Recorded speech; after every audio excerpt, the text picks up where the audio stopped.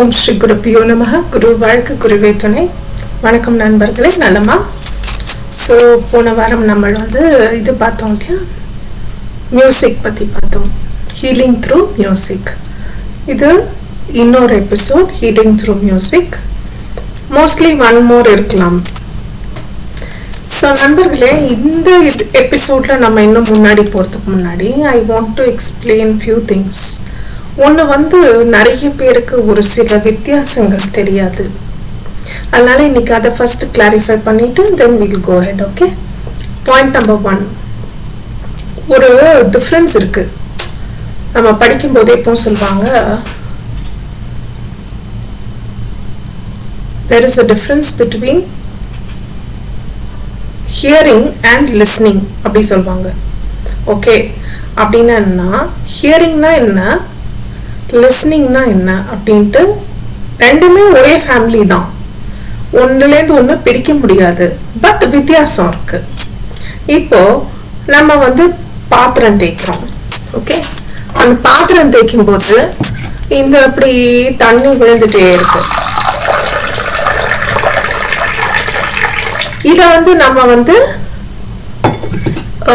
இதை நம்ம ஹியரிங், சும்மா இந்த சத்தம் கேட்டுட்டு இருக்கு அப்படின்னு புரியும். பட் இதை நம்ம கவனிக்க தேவையில்லை, லிசன் பண்ண தேவையில்லை. லிசனிங்கிறது உள் வாங்கிறது. ஓகே, அதே மாதிரி நாய்ஸ், சவுண்ட், மியூசிக் மூணு ஒரே ஃபேமிலி தான், எல்லாமே ஒண்ணுதான். ஆனா ஒன்னொன்னுக்கு ஒரு ஒரு அர்த்தம் இருக்கு. ஓகே, இப்போ ஒரு சின்ன எக்ஸாம்பிள், டெமோ. இது என்னோட சிங்கிங் பவுல். இதை நான் அப்பப்போ யூஸ் பண்ணுவேன். ரொம்ப ரெகுலர் இல்லை, பட் டெஃபினட்டா நான் அப்பப்போ யூஸ் பண்ணுவேன். இது என்னன்னாக்கா, இது ஒரு பவுல், சிங்கிங் பவுல் அப்படின்னா உங்களுக்கு தெரியும் இல்லையா, பாட்டு கேட்கும் இது மூலமான்ட்டு. அதுக்கு இது ஆல்சோ ஹீலிங் பவுல்னு சொல்லுவாங்க. இதுல இப்படி ஒரு வாட்டி கேட்டா இது சவுண்ட். ஓகே, இதே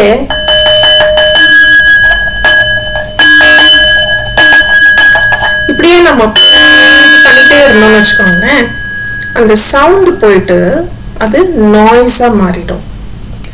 நாய்ஸ்னா என்னன்னா சத்தம் தான் அதுவும், ஆனா இரிட்டேட் பண்ற அளவுக்கு இருக்கு. ஃபார் எக்ஸாம்பிள், இப்போ நம்ம பள்ளிக்கூடத்துல இருக்கும்போது நம்ம டீச்சர்ஸ் சொல்றது இல்லையா, ஸ்டூடெண்ட்ஸ் டோன்ட் மேக் நாய்ஸ் அப்படி சொல்றது இல்லையா. நாய்ஸ் அப்படின்னாக்க ஒரு மைண்டுக்கு ஒரு இரிட்டேஷன் தரக்கூடிய ஒரு விஷயம், அனாயிங் திங், அது நாய்ஸ். இப்போ இதே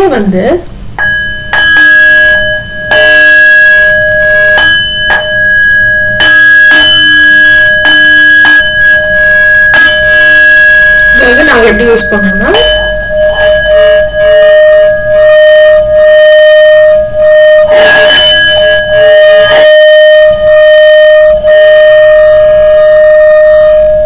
இந்த சத்தத்துல வரக்கூடியது ஒரு வைப்ரேஷன். நீங்க பாருங்க,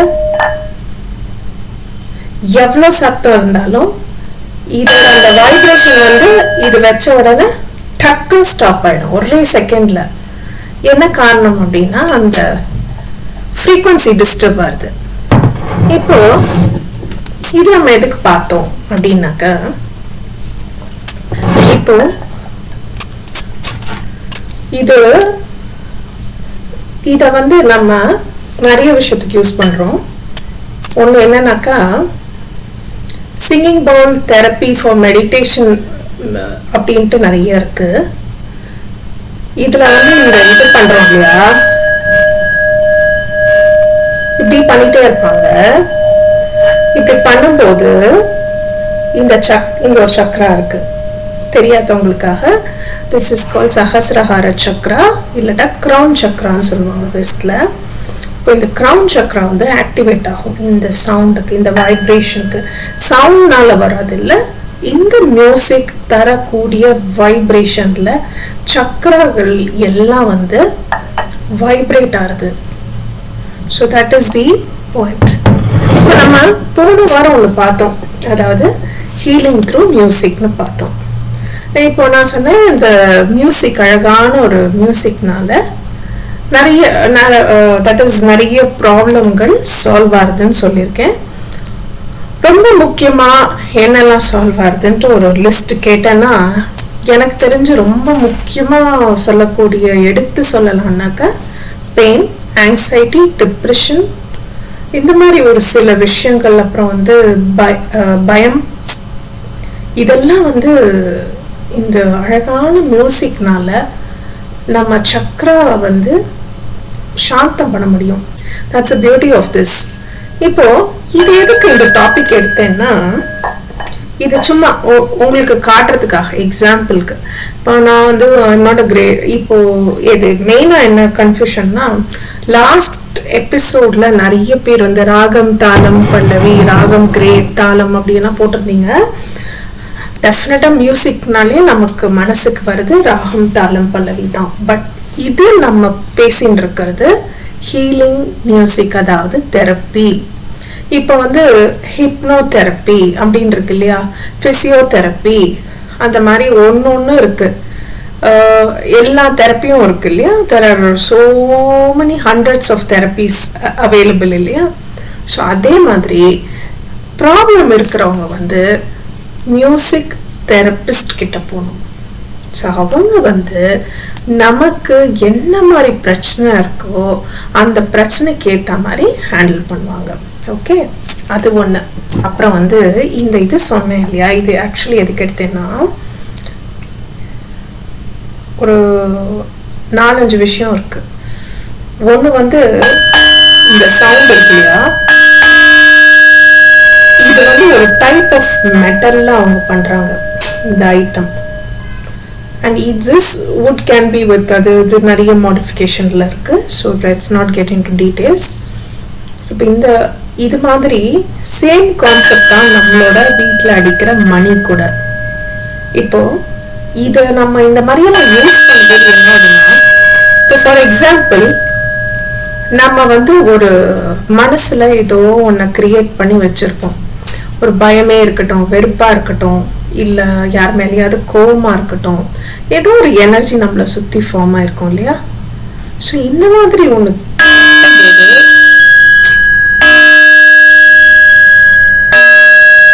இந்த மாதிரி தட்டும்போது என்ன ஆகும்னா அந்த இது கட் ஆயிடும், அந்த நெகட்டிவிட்டி கட் ஆயிடும்.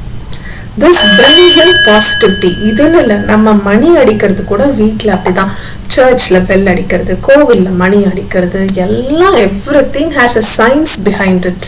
இதெல்லாம் நம்ம பண்ணும்போது நிறைய கெட்ட விஷயங்கள் இதுவாகி போயிடும். இன்னொன்று தெரிஞ்சுக்கோங்க, இதோட கூட ஒரு அடிஷ்னல் விஷயம் சொல்லிடுறேன். வீட்டில் ஏதாவது கெட்ட சக்தி இருக்குன்னு வச்சுக்கோங்களேன், இந்த மாதிரி சவுண்டு, மணி, இந்த சத்தமெல்லாம் கேட்டேன்னா இதுக்கு ஒரு ஃப்ரீக்வன்சியில் இது வெளியில் வருது. ஓகே, ஹெச் செட் அப்படின்னு சொல்லுவாங்க. அந்த ஃப்ரீக்வன்சி வந்து கெட்ட சக்திக்கு வந்து இதை வந்து தாக்கு பிடிக்க முடியாது. 1 செகண்ட் கூட அவங்களால கேட்க முடியாது.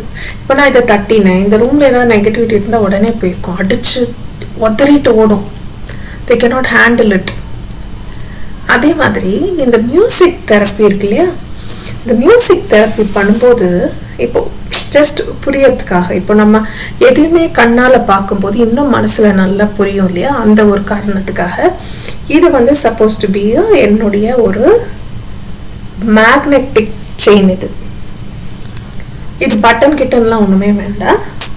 It's just everything is a magnet. Okay, இப்போ நம்ம வந்து அப்படியே ரிலாக்ஸ் பண்ணுறோன்னு வச்சுக்கோங்களேன். அப்படி பாட்டு கேட்டுட்டு நம்ம வந்து ரிலாக்ஸ் பண்ணுறோம், ஒரு மியூசிக் போட்டுட்டு ரிலாக்ஸ் பண்ணுறோன்னு வச்சுக்கோங்க. அப்போது இது எப்படி இப்படி இப்படி இப்படி சேருது இல்லையா, ஒரு மாதிரி இந்த மாதிரி தான் பாருங்க, இப்படி இதுவாகுது இல்லையா. இந்த மாதிரி நம்ம உடல்ல சில லெட்டு, புரோட்டீன், விட்டமின், மினரல் அப்படின்னு வேற வேற வேற விஷயங்கள் இருக்கு. அப்போ இந்த ஒரு சில ஹார்மோன் கம்மி ஆகும்போது என்னாகும், நம்ம உடல்ல பற்றாக்குறை ஏற்படுறது. அந்த ஹார்மோன் டெஃபிஷியன்சினால மூட் அவுட் ஆயிடும். ஸோ அது வந்து ரொம்ப பெரிய இதுவாக காட்டுது. இப்படி வச்சுட்டு சும்மா அப்படி வச்சா அது ஒரு மாலை மாதிரி ஆயிடும்.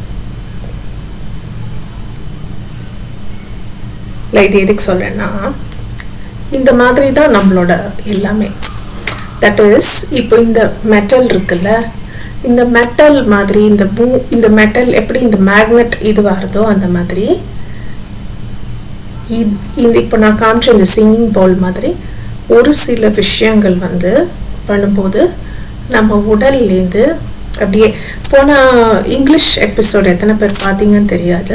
ஸ்பிரிச்சுவல் சயின்ஸில் ஒரு கதை சொல்லியிருந்தேன். ஒரு மரத்துலேருந்து தொங்குற மாதிரி ஒரு கதை சொல்லியிருந்தேன். ஒரு பெரியவர் வந்து கல்லெடுத்து அடிச்சுட்டு அந்த பையனுக்கு அந்த கோபத்தை வர வைக்கிறார். அப்போ என்ன ஆகுதுன்னா, அந்த எனர்ஜி ஷிஃப்ட் ஆகிட்டு இப்போ இந்த மேக்னெட் இது அட்டாச் ஆன மாதிரி அது வந்து அப்படியே எழுப்பி விட்டுரும். பாயிலா இப்போ பிளட், இப்போ my blood is boiling, I'm getting angry அப்படி சொல்றோம்ல, ரத்தம் கொதிக்குது அப்படிலாம் சொல்றது இல்லையா. சினிமா டைலாக் இல்லை, அதெல்லாம் ரியாலிட்டிலே கோவம் தான் நம்ம எல்லாருக்கும் நடக்கிறது தான் இல்லையா. ஸோ இந்த மாதிரி ரொம்ப நுணுக்கமான பல விஷயங்கள் இருக்கு. எப்பவும் போல இன்னைக்கு ஒரு டீச்சிங்கோட இன்னும் ஒரு ரொம்ப இம்பார்ட்டன்ட் டீச்சிங்கோட நான் முடிச்சுக்கிறேன் இன்னைக்கு.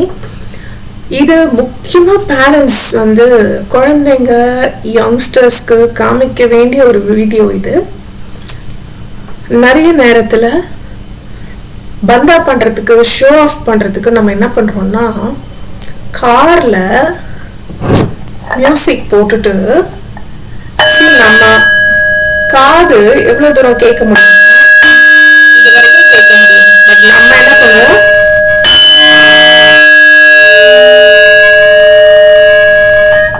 இந்த வால்யூம்ல நம்ம கார்ல போடுறோம். That is stereo music. இப்ப என்ன ஆகுதுன்னா, நம்ம காதுல இருந்து உள்ள வரக்கூடிய இந்த சத்தம்